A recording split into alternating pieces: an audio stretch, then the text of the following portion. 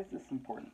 It shows the human impact of manufacturing and how we are directly causing a lot of pollutants into the earth.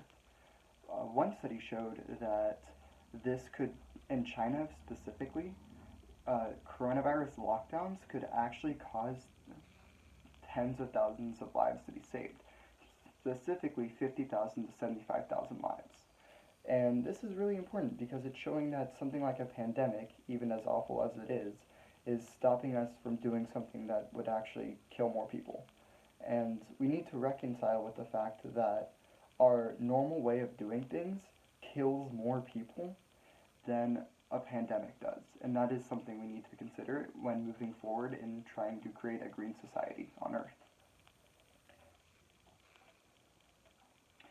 So, my thoughts on this. Like I was saying before, I believe that the notion that our actions alone, by living in our society the way it is, causes more deaths than a pandemic.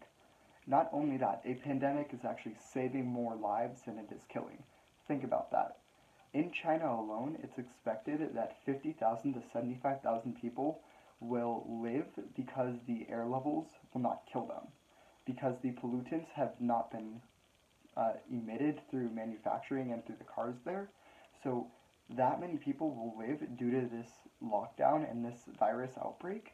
Compare that to the much smaller number of people who have died. So we live in a society, or the world at least lives in a society where we have countries that are actually gaining life from a pandemic. And I find that to be wrong.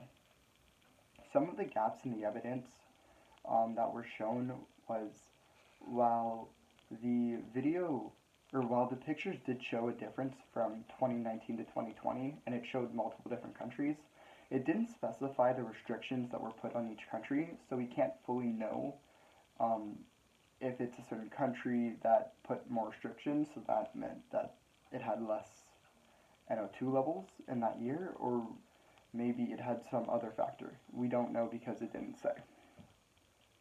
Some questions I have are, is it going to be possible to sustain our way of living, humanity's way of living, while also